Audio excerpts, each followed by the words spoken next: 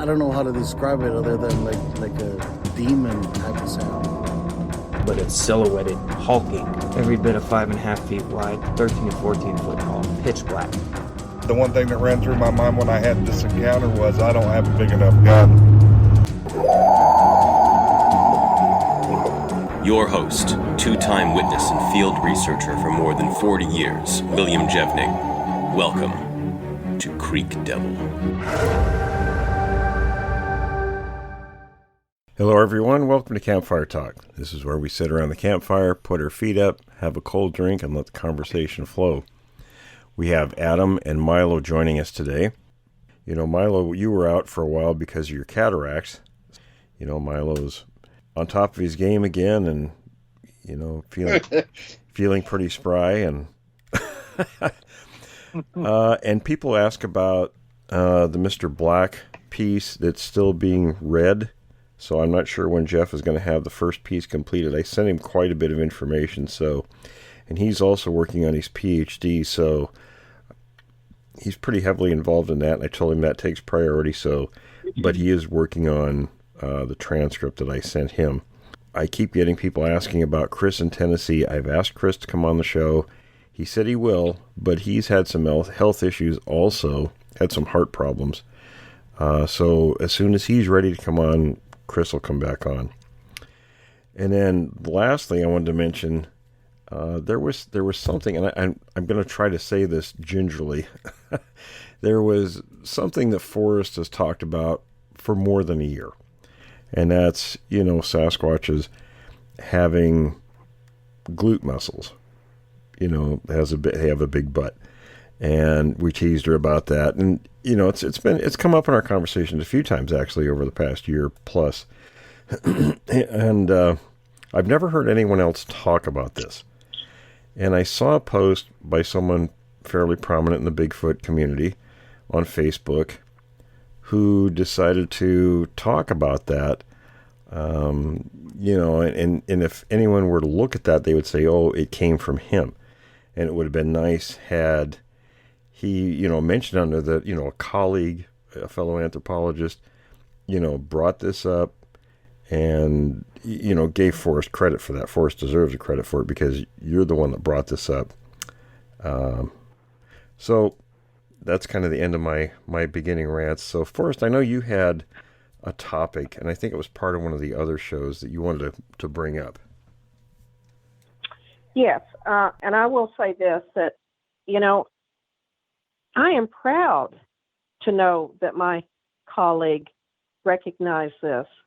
So that's all I have to say about it. I'm proud that he made notation of that, that Bigfoot has a big butt. So I know, I can see Milo's wheels turning. Milo, I know you're thinking. Oh, anyway. Come on, Milo. Out with it. Moving right along. What we were talking about before was, and then Milo can slip his stuff in here. Let me get this out, and then Milo, you just go for it, honey. I will say this, that we were talking about, you know, Bigfoot having these beards and such, and I had made a comment that you can look at some primates, and the males will have, they seem to exhibit this little scruffiness on the face that you don't see on the female's face.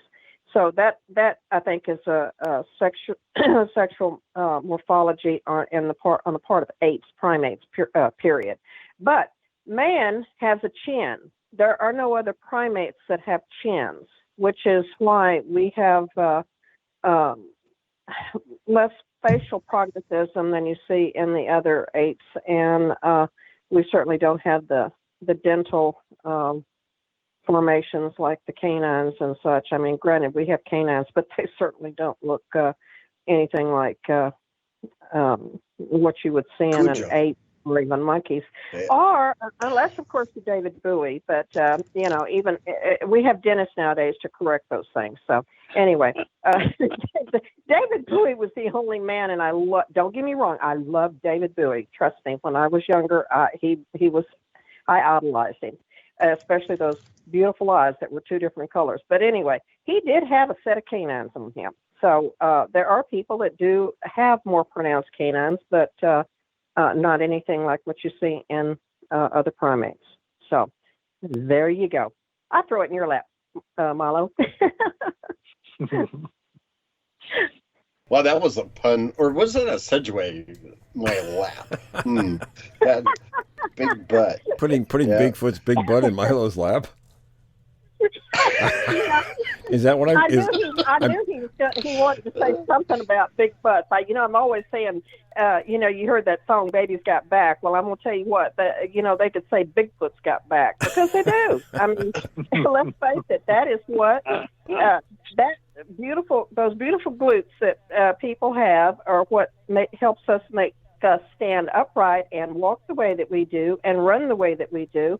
And that is exactly why Bigfoot walks upright and is bipedal, I think. It's because of those big, beautiful glutes that they have. And it seems that us women are the only ones that notice that. I mean, what is that? That's amazing. I think we stare away from that kind of stuff. I was like, okay, he's got a bigger butt than I got. I'm jealous or something.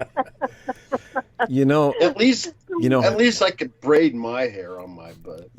Having stood in front of a Sasquatch, looking at its butt would have been the very last thing on my mind. Very good. Yes. My mind too. That is not happening. I am not looking at. I'd be too busy looking down the trail, finding a place to run. Scared. Well, y'all laughed at me when I was telling y'all about my story about the air conditioner situation. And the first thing, yes, I noticed that he had a wide shoulders. But, I was like looking at his butt. I just kept thinking, my God, he's got a huge butt. And you guys were just laughing at me when I was saying that. But, hey, remember when Anita was giving her description of the one that crossed the road right in front of her? And what was she saying? My God, he had a big butt, And I'm like, so when you say big butt, you mean muscular, right? Yes, muscular. Yes. Not big. Yeah. Big. There's a difference between a muscular butt and a big butt. I have a big hairy butt, but I can braid my hair. You know what? This whole conversation is TMI. Good point, Chuck. Good point. But I'm just saying. Oh, heavens. Well, if it wasn't for those big glute muscles back there, I'm here to tell you there would, you don't see that in any other primates. They just don't have it. Their behinds just drop off. They just don't have a butt. So, and that's why they're quadrupedal and not bipedal. Yeah, there's no way to top that. Nope. Don't wanna. I know. Hey, I know. Oh, I want to jump right in there? I attempted it with my braiding, but hey, at least we didn't go down to the braiding subject. We'll stay away from that one. That's way too much off track. I'm not even going to mention that on this episode. Gonna get unwanted attention in that subject. Yeah. Oh man, it's a horse of a different color. Oh. That's bad, Adam. That's bad. I didn't mean to start something here. Okay. Well, what else does anyone have to bring up? Adam, you and Milo haven't been on for a while. No, we haven't. I've just been trying to put this doc into shape. I had a version 1. This was of the events from last year in June and June 24th through that week. And we found just a ton of evidence out there. And so I put together a doc that kind of showcased that. And then I gave it to just an extraordinary editor for critique. His name's Kevin Filippini. And Kevin had done a 10-year documentary on the grief process that had surrounded the September 11th terrorist attack on the Twin Towers, and it took 10 years to do this documentary. It was this amazing, enormous, epic thing, and he's done some other amazing work since then. Anyway, so the point being, I value his opinion, and he was just basically saying, hey, everything's working. This is really solid, but we need to know more about this Will Jevning guy, because very much I just hit the ground running with, okay, day one, we all go out, Will sees these things, I'm documenting it, and he goes, we need background on Will, we need to know who this guy is. And I was, oh my gosh. So, and Will, the first thing I had done for you back in 2017 was sort of a step-by-step of how things were starting, how your career started, your first encounter and things like that. And so I had that piece, and then I brought it over and just dropped it at the head of the documentary and actually just created chaos and destruction. So I have to just, it was a Frankenstein monster. So I have to just I have work to do. And then we'll get a version 2, which is solid. And so everybody knows Adam is making a documentary film. It's a documentary that's focused on the Oregon research trip that we made in June of last year with Tom and his brother Dave, and we just went out. We spent a week in the forest down there in Lane County, Oregon, Willamette Forest, and just found just tons of evidence. I mean, it makes me think back. You talking about that in years past. I really wished I would have had stuff filmed a lot over the years, because I've been out and done so many things, where we found some really incredible stuff, and just these crazy trips. Milo was on one of them, more than one of those crazy trips. Oh yeah, right. Go back in time and give you guys even just a cell phone to document what's going on. It just, even if it's shaky or out of focus, who cares? It's like, this is what happened. We were there. That's it. Yeah. That's what we were looking at. Would have been great. Well, even to know that we could have had a VHS camera back there. I mean, that thing would have been bigger than my backpack. Oh yeah. I used to have one back in the 90s. That thing was huge, but it was cool to take out. In fact, there was a guy on Facebook who got a piece of some footage that I actually took, and it wasn't anything on the footage. It was just footage of the area.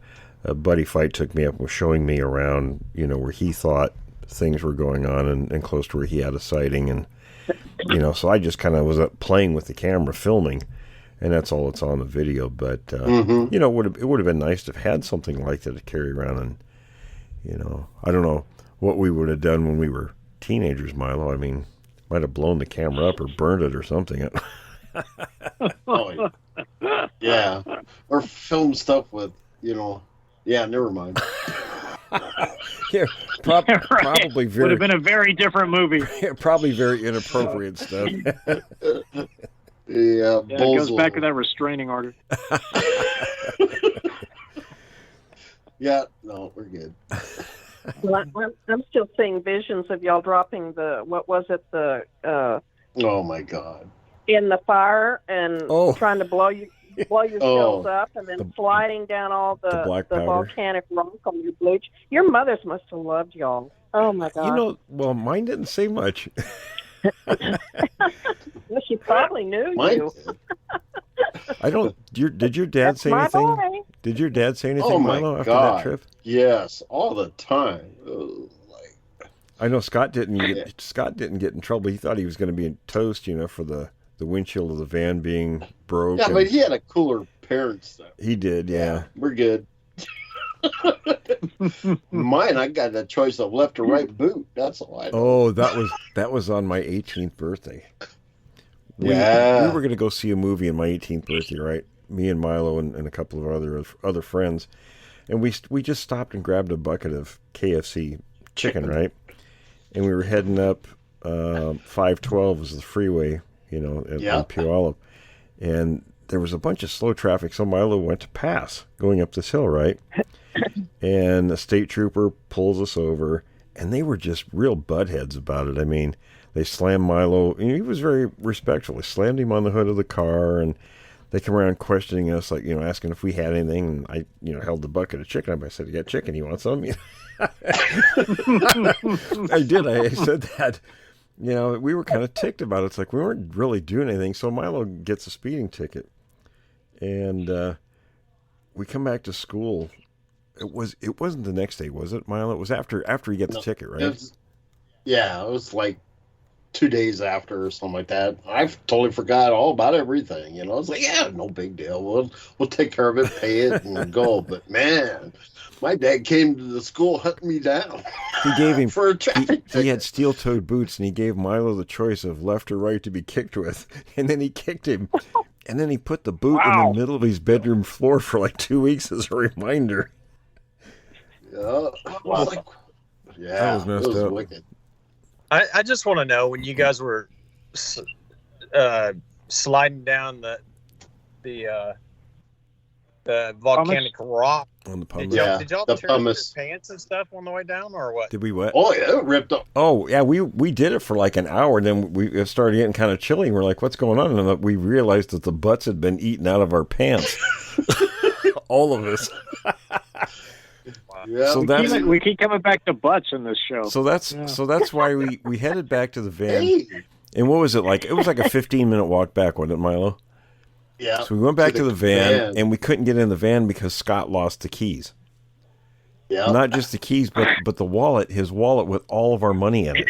We pulled all of our money in there. So we went back up there to the spot where we were sliding, and that's where we started looking around.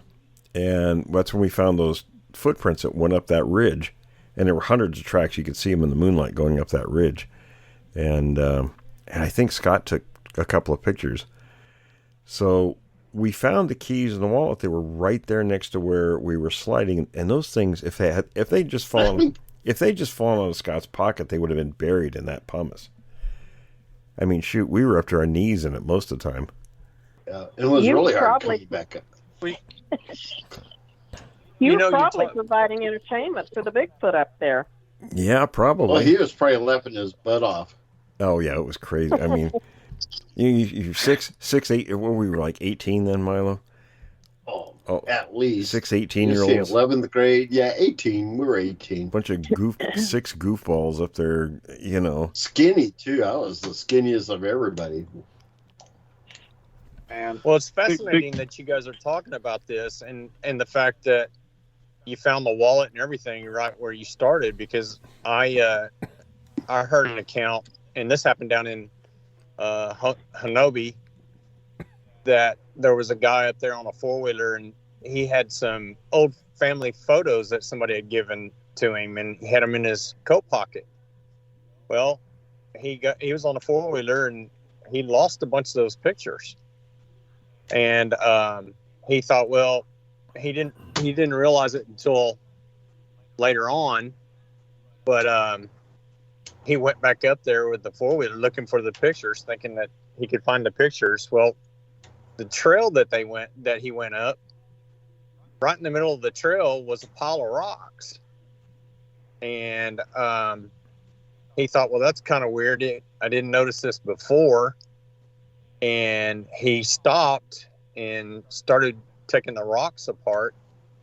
And on the ground, protected by the rocks, was the photographs that he lost. Wow. It was weird with us too. We just couldn't figure out.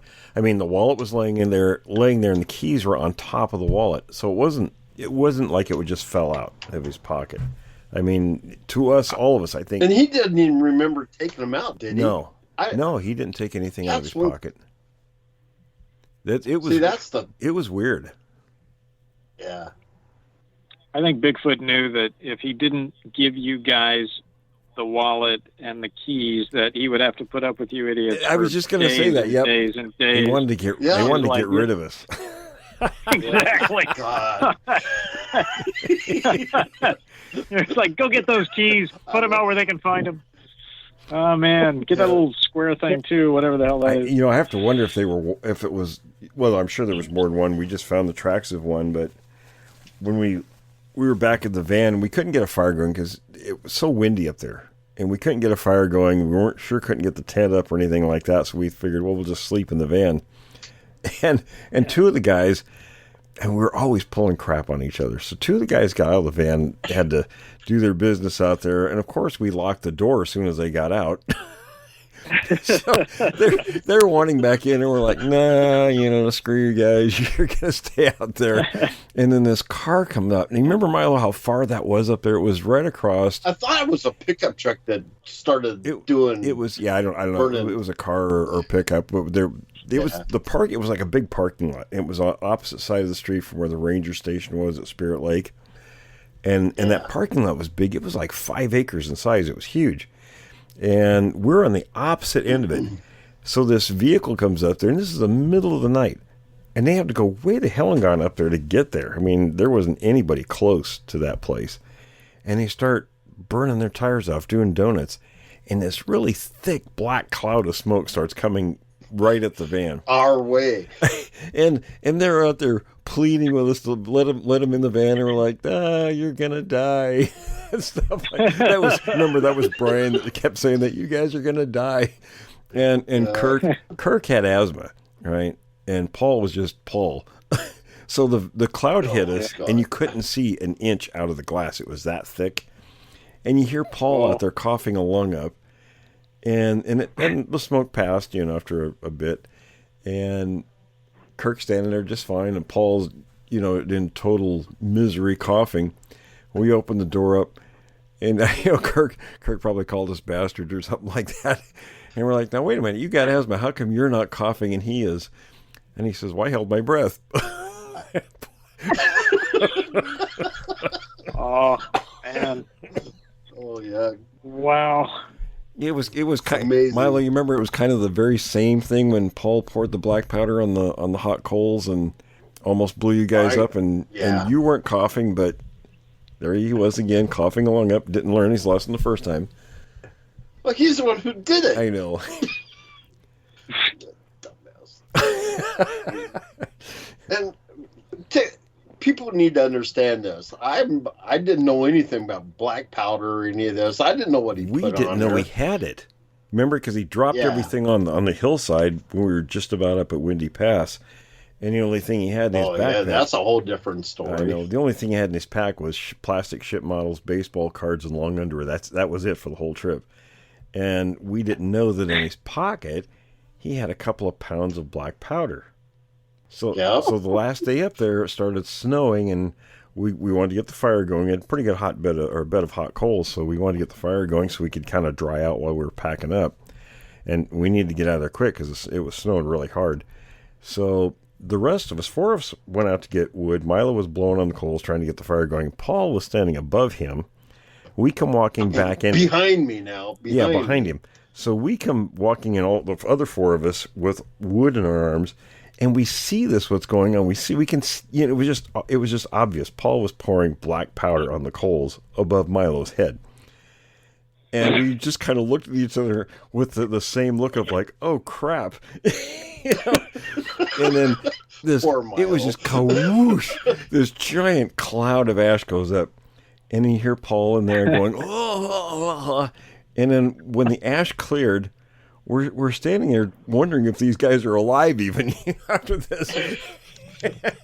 and my face was down in that crap. It was. You were right down in it, and Milo had a little goatee, and it singed all the hair off his, the front of his head and his eyebrows and the goatee. My dark hair, my black hair, everything was just covered in ash. I looked like a cartoon where it was just spiked. When we realized you guys are okay, we rolled on the ground laughing. It was so funny. Like a Darwin Awards thing. Oh my God, it was. Oh, to say the least. I swear, I chased that whole trip, bonehead all around camp after that. That whole trip was like that. It was. I mean, it was cool because we found the Bigfoot tracks the first day, but I mean, the whole trip was insane. But who invited Paul in the first place? I'm curious because there's got to be a guilty party. He was part of the group. Bill. He was just in the group. Okay. Yeah, Bill did it. Bill's like, we got to bring Paul. Oh yeah. Well, he was Milo's entertainment. Well, there you go. No, here's the way I think it is. Paul and I was Bill's entertainment, so Bill would invite Paul for all the boring moments. Wow. That way, Bill's genius when it comes to that. Because the way I would look at it, it was like, it's going to be stupid out here sometimes, so we're going to have Paul out here so Milo can have something to just chew on. Yeah, okay, I got it. I think Scott was kind of devious. And it took 40 years to figure that out. I think Scott was devious too. You remember what he did that first night? Yeah, he chopped the wood seat off. This friend of ours, Brian. Brian was kind of a butthead to some of the other guys once in a while. Smart aleck. Yeah, he was more smart aleck. So we fixed our dinner, and I went over and sat down on this rock in front of the fire, and all the rest of you guys are getting your food. So here comes Brian over, or Scott. Scott come over.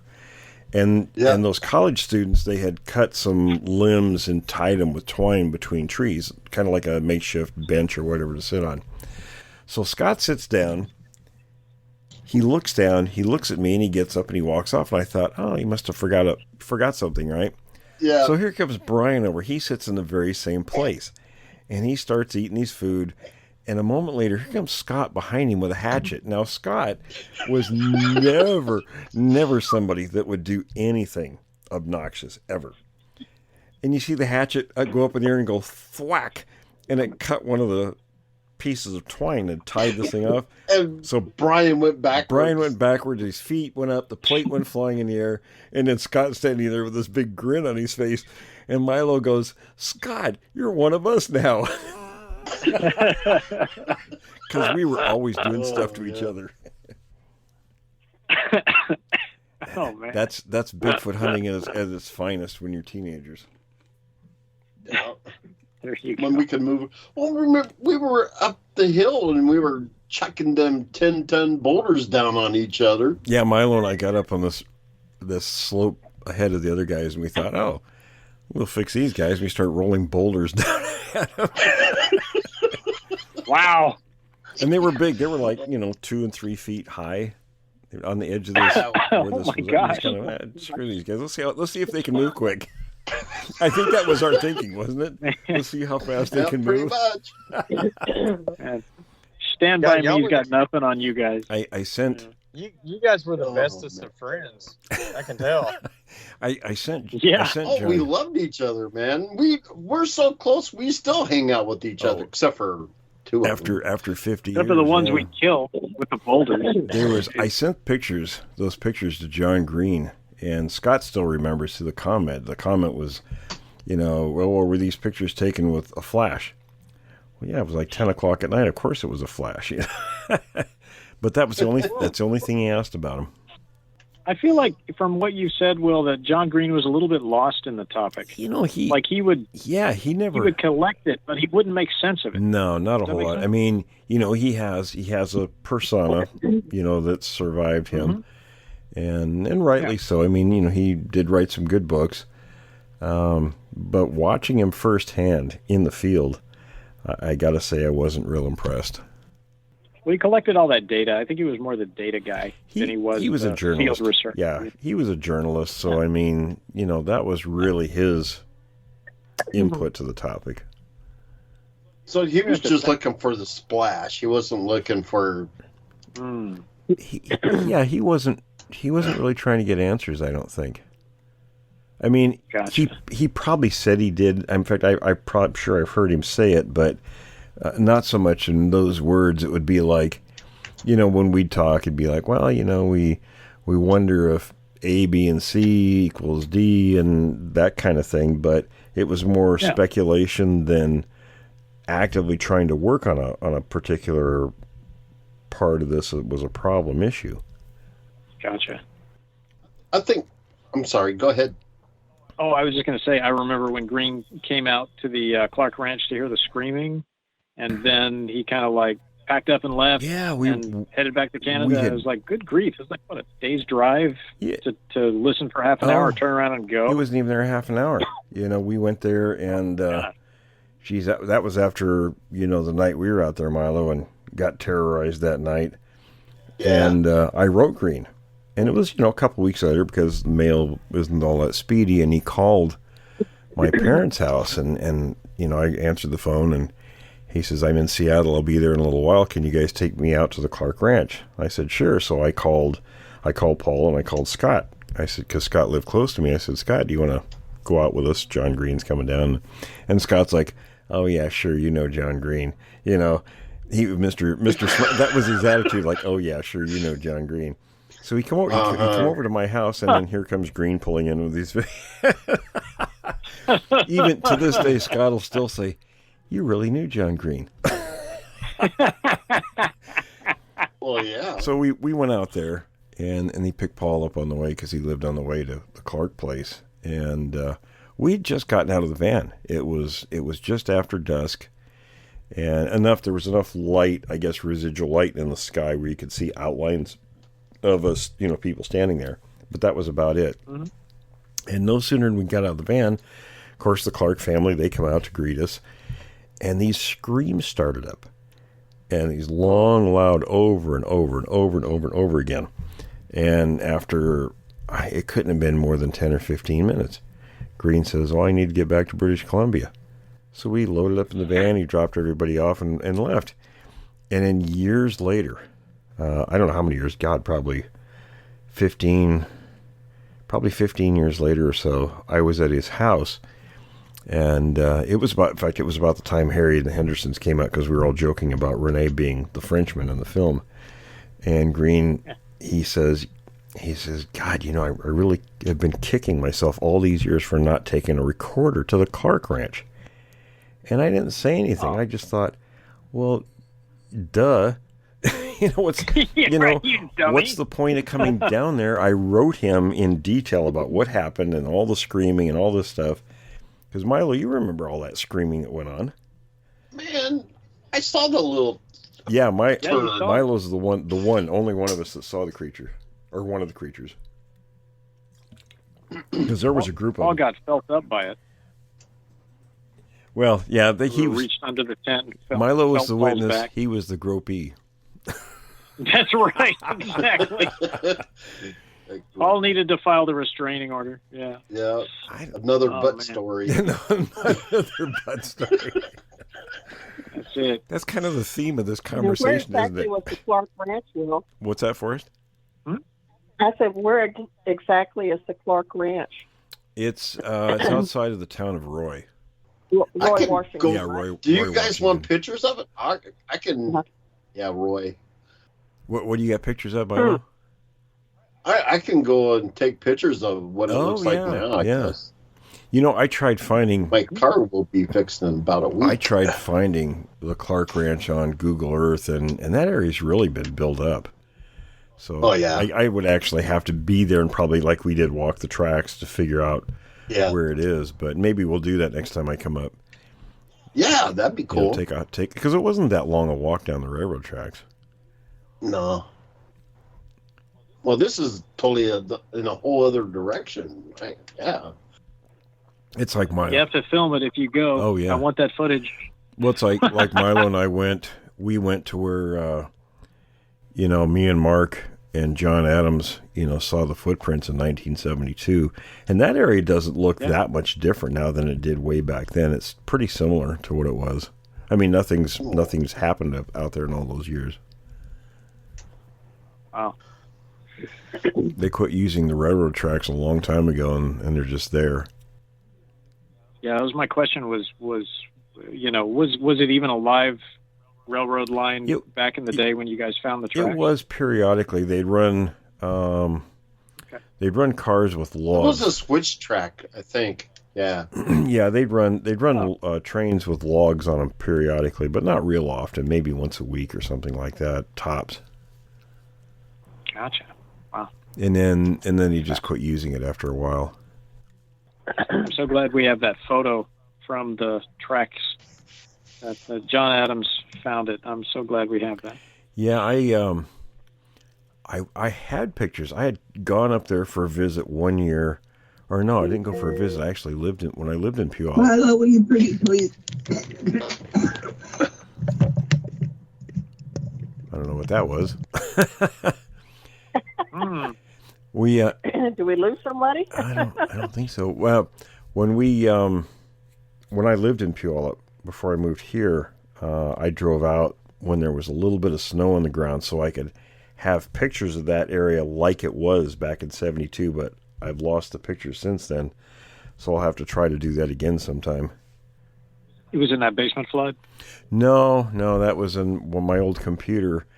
I apparently didn't transfer everything out of that one before I tossed it out. It was dying, and I thought I got everything, but apparently I didn't. So.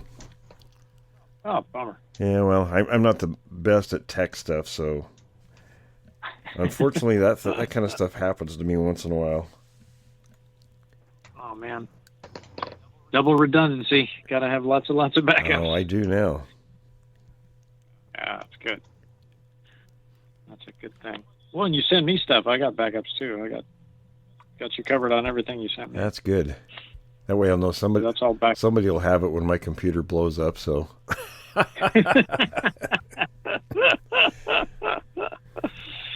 Yep. Gail Beatty, all her good stuff, all that good stuff. Yeah. Yeah, Sounds like somebody needs to do a documentary, Will, on y'all, you and your friends' escapades up there. Oh, geez. That'd be a whole movie all by itself. It'd be great. Just be great. Milo, what do you have to say about that? I got a butt joke. Oh, no. Oh, there you go. No, it's about time.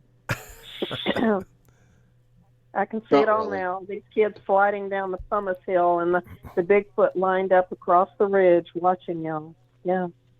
Silhouette by the night sky. I don't know where we got the idea to do that. I mean, well, we had never been around pumice before, so we figured out it was slippery and thought, hey, this might be fun. We were kind of bored. We didn't have anything to do. I mean, I think we were using cardboard and it just ruined it. And we said, hey, look on my butt. We don't need cardboard. Yeah. They were considering what it was going to do to your jeans. Never gave it a thought. Yeah, none of us did. That was like, cool. I was like, hey, why are my jeans all shredded? Yeah. Oh my gosh. Well, you guys must have some area of interest you want to talk about other than our craziness back in those days. Oh, man. Craziness. Man, that was my highlight. Craziness. No, but, well, I was looking back in some, now that I can read small print, I've been really going back into reading, news articles of missing campers and stuff in the local areas, like an Olympic National Forest, and where it's unexplained, where they blame it on a bear attack. I mean, so it was like the sheriff's report said that they found the body 200 meters or 200 yards up a hill away from the trailhead. And this was 2000 and some. Anyway, it was on New Year's Eve, and they never found the guy, but they said it was a bear. Well, what bear would drag it? Well, now if they didn't find him, how'd they know he was up that far up the slope? Just by the drag marks, or no one could find anything, but they blame it on a bear. Because it made me think. I mean, yeah, I've heard a couple of other situations where somebody disappeared at a trailhead, and they would find them some distance up a slope, and these are kind of consistent, these different stories. And I'm thinking, well, a bear's not going to do that, because if they're going to kill somebody, they they'll eat them and then bury the rest in a shallow grave. Same with a big cat. Huh. Well, I mean, it's like mauled, right? I mean, they'd just maul a person. Right. I don't think they would. I don't know. Would they look at it as food? Oh yeah. If a black bear attacks you, they're doing it for food. Okay. Well, I'm just saying, why would they drag them 200 feet up a hill and just leave them there? Yeah, a bear wouldn't do that. They wouldn't. They wouldn't do that. Yeah. Because believe it or not, a bear they'll feed on you immediately. They'll feed on a kill immediately. Then they'll take that and then bury it in a shallow grave. Now, here's what's interesting about bears. They actually like the meat to decompose a little bit. Yeah, she said butt. She said butt. All right, guys. I'm trying to be serious here now. Come on. Rump roast. They actually like the meat to decompose, and for one, it softens it, and secondly, with those maggots in there, they actually like to farm the maggots. They really enjoy eating maggots. I know that's gross, but that's really a thing that they have. So they will, they'll do that. And they have accounts, believe it or not, of people that have survived bear attacks that have actually had the bear start feeding on them. And they said once the bear breaks through the nerves, you can't even feel it. And they have actually been buried, and then they crawled out. In fact, there's a fairly famous incident where this gentleman, he was a banker in Anchorage there, and he survived it, and he actually crawled out of his own grave that the bear had put him in and managed to get himself back. But he had been mauled very badly. Yeah. Those guys are tough in Alaska, man. Oh, my gosh. Wow. So those glute muscles. I lived up there for 17 years, but I don't know about how tough I was. Well, never had that happen to me. I mean, if it doesn't kill you, I mean, that's got to be in your mind. You got to get out of that situation because the bear is going to come back. Oh, yeah, it'll come back and finish the job. Yeah, man. Yeah. Well, your leftovers, you're in his fridge, right? I mean, that's what that's. Yeah. Essentially, yeah. I'll come back and eat you later. Yeah, you're my snack. Wow. So now you know what it feels like to be in one of those Tupperware containers. Nuh-uh. Because I run fast. I'm going to find a. Hey, if I'm looking for now. Here's the new catch thing for me to look at. Who has the weakest glutes and butt tucks? Oh no! Oh God! You think you think they're sizing you up based on that, Milo? Hell yeah! Okay, I'm gonna be by the guy who's the skinny runt little guy with no butt. Oh no! Will, you're going to have to post this one on Pornhub when it's done. I don't think that YouTube's going to allow it. All this butt talk. Well, it's not any bad words, so I think we're okay. So far, yeah. Well, you never know. Oh God! I was thinking of something. Chuck, you're awful quiet out there. Yeah, Chuck. I'm still here. I'm just listening. He's probably shaking his head thinking, oh my God, what'd I get into? I don't want to wake up. I don't want to wake up my girlfriend over there at Forrest's place. Actually, you already have. She heard you earlier. She's headbutting me now, but she hadn't said anything. Yeah. Oh my God. She keeps staring at the phone like, oh my God, he's going to say something to me anytime now. He's going to say something to me anytime now. Well, it's like before, we had both Brian and Tom had cats, and they would occasionally, make noise or do something where the microphone could pick it up. But, people got a kick out of that. Well, I'm surprised y'all didn't hear her on that show that every once in a while she was when Chuck would start talking, she started meowing, and I was like, hush, hush, listen, hush, hush. He's like, oh no, that's my boyfriend, that's my man. I gotta talk to him.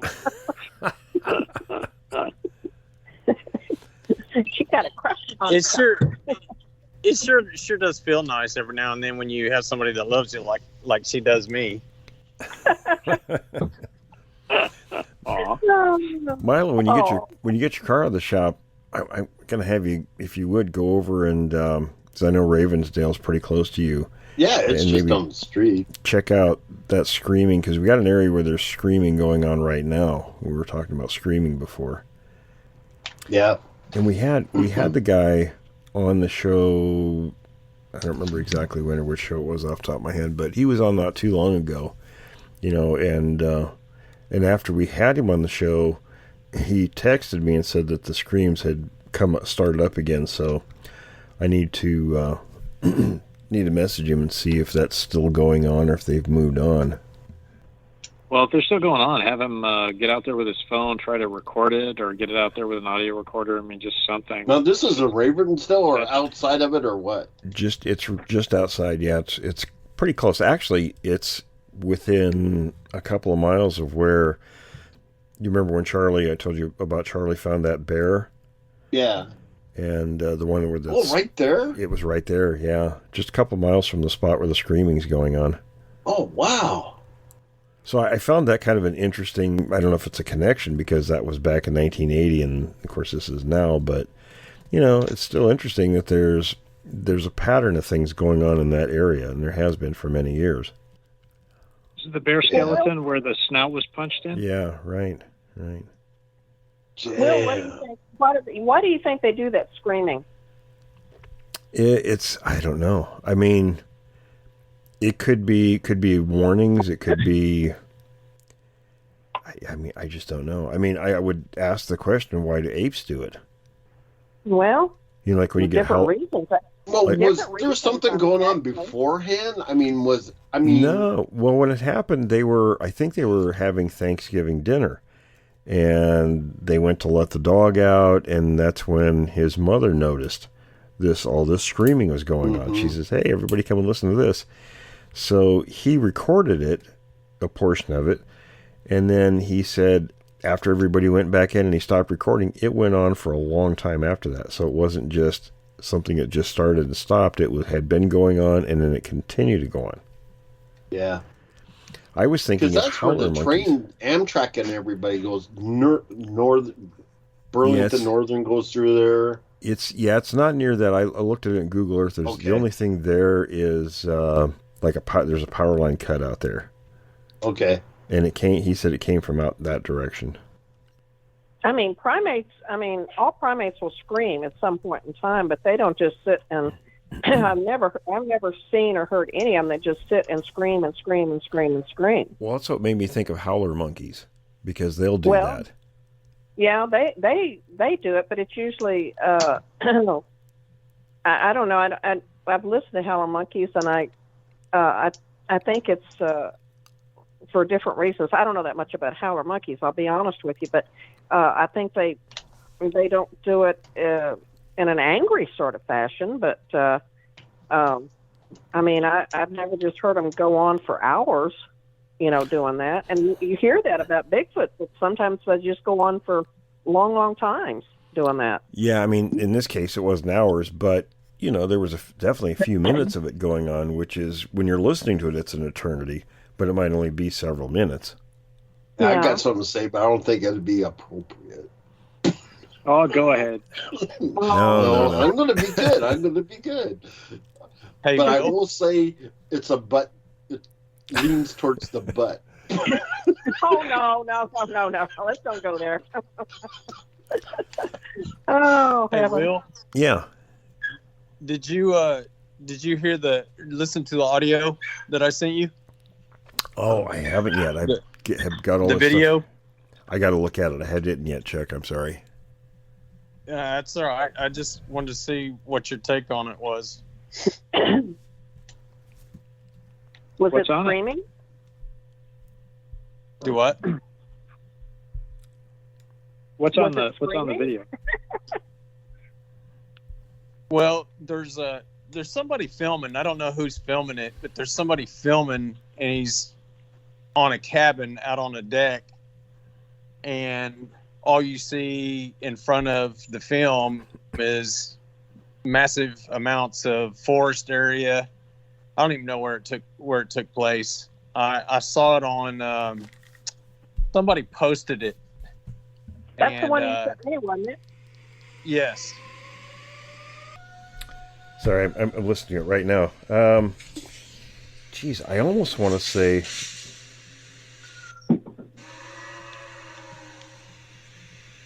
That's it? Can you hear it, Milo?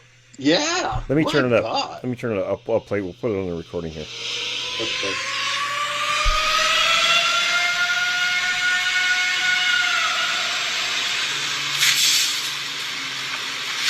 I'm not sure what that noise is.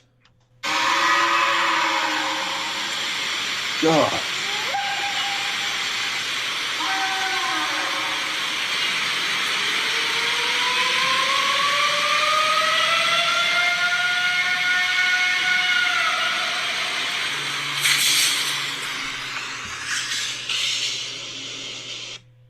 Okay. Man. You guys heard a little bit of that, huh? Okay, that put goosebumps in. Man, I'm glad I got a giant butt. It's like, you know what we got recorded in Ravensdale, and I've got recordings from other locations also that aren't really that different than that. They're a little different, but yeah, I don't. It'd be interesting to find out where that is. Where did you see the posting at?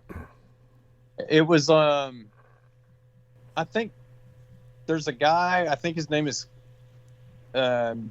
starts with a C, Cardos, or he's pretty well known in the Bigfoot community. I can't remember his name off the top of my head, but he posted it on YouTube. I think it was on YouTube. It might have been on his page. I'm not really sure. I can't remember. I'd have to go back and look. You thought it was a short. Was it one of those short stories on YouTube? Yeah, it was a short. So he must have got it from somebody else or saw it or something, but he posted Hold on, it.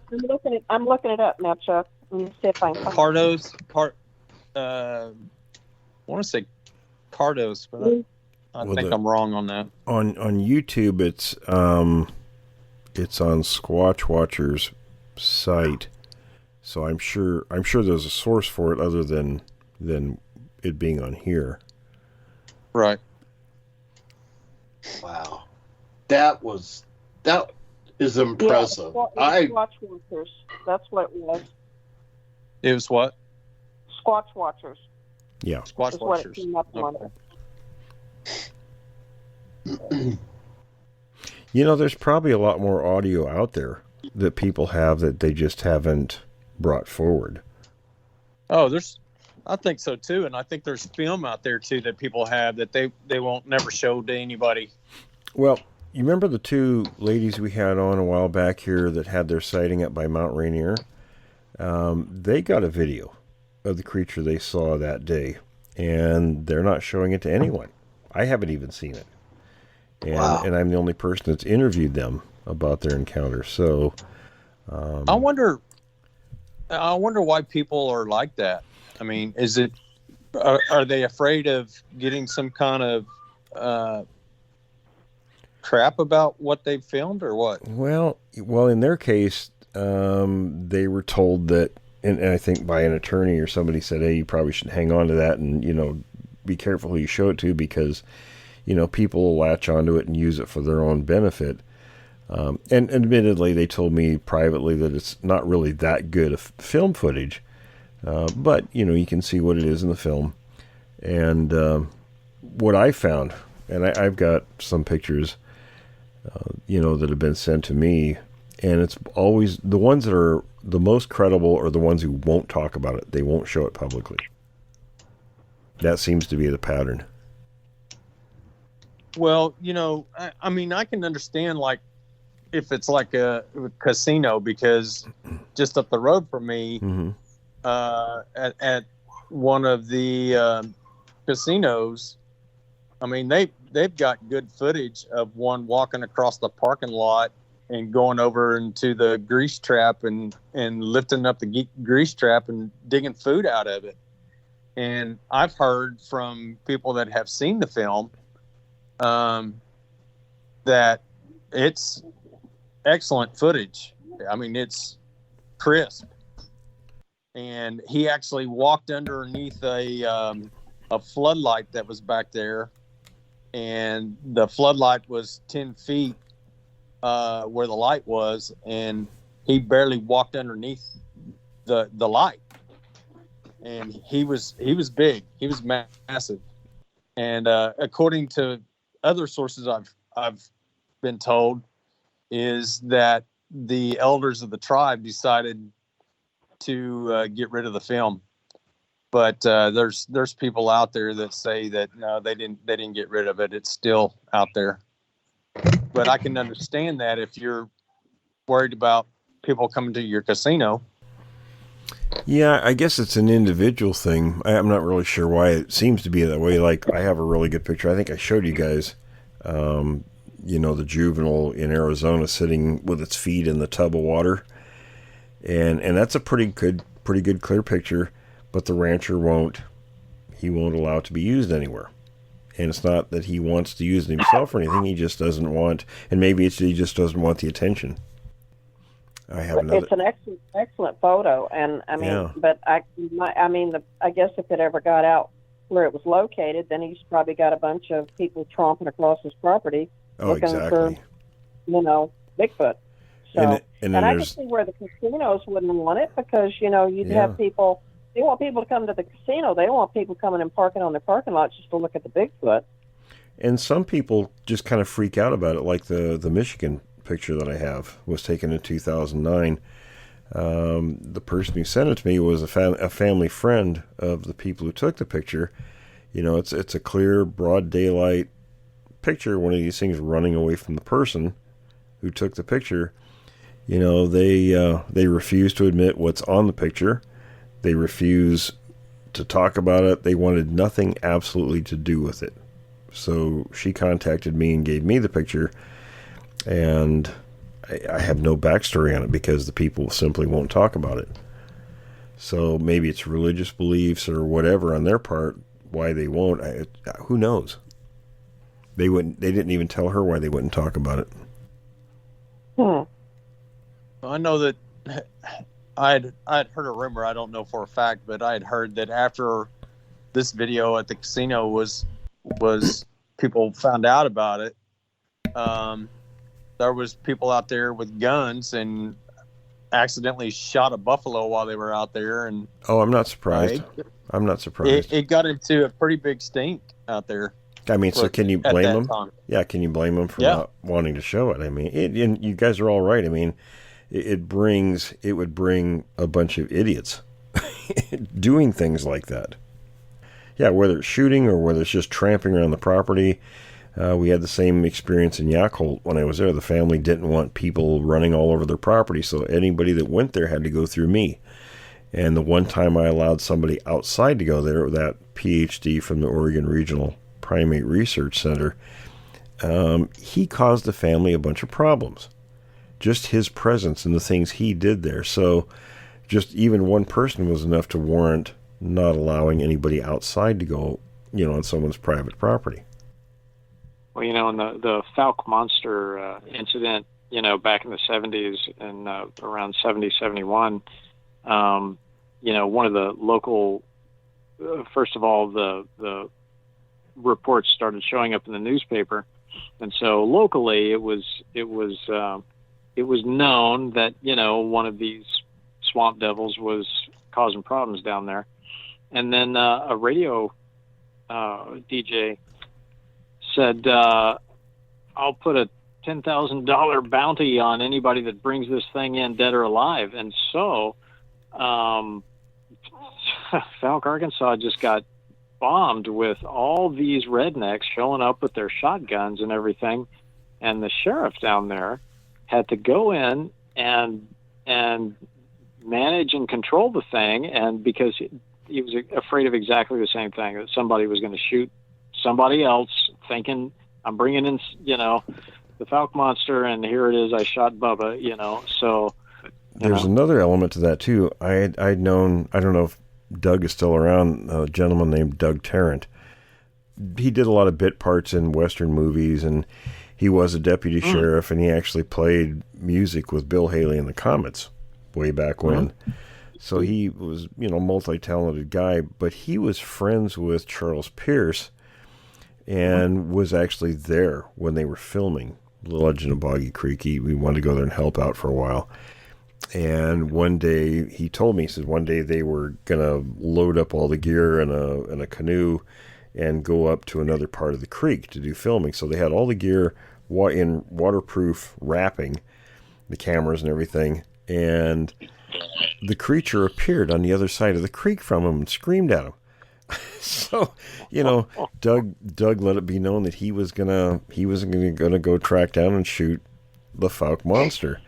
And I think it was only a day later that the governor of Arkansas, he said, rolled in with his entourage and issued a verbal cease and desist order to him and told him that we've known about this thing for, I think he said 68 years. It's kind of our unspoken mascot. Leave it alone. Wow. And they loaded up and they left. And I'm thinking, wow, can you imagine? Now, how did he find out, number one? And secondly, the governor of Arkansas himself comes rolling in to give you a cease and desist order from going out and shooting a Sasquatch. It wasn't Clinton, was it? No. No. When was that made? That was in the late 60s 72. 72, yeah. So you'd have to look up to see who the governor of Arkansas was at that time, but yeah. I'm just curious. We're talking about butts and stuff. Okay, Milo, we can leave butts alone now. So you do know that Oklahoma put a bounty on a Bigfoot, didn't you? One of the state legislatures. Oh wow! Wow. Yeah, but didn't they rescind that? Well, they said at first they said that it was a $2 million bounty for a Bigfoot dead, and then more of the state legislatures got involved, and they changed it to we don't want you to kill one, but you can capture it, and you'll get the $2 million bounty. And then now I think it's up to like $3 million to get one captured. Damn. But, well, there you go, Will. Right there. There you go. But money on the table, Chuck. Yeah. I don't want no part of that. That's for sure. But I don't know if that's even been rescinded or last I heard that's what the bounty was up to $3 million for one that's captured. But if you guys know as much as I do about this stuff, I don't think you could ever actually capture one. No, yeah, I don't think so. It wouldn't happen. Highly unlikely. Well, guys, we're running short on time. Any final thoughts or anything before we wrap this piece up? The butt end of the story. I knew he wasn't going to leave it alone. No. He'll be talking about it for days. Yep. I have created a monster.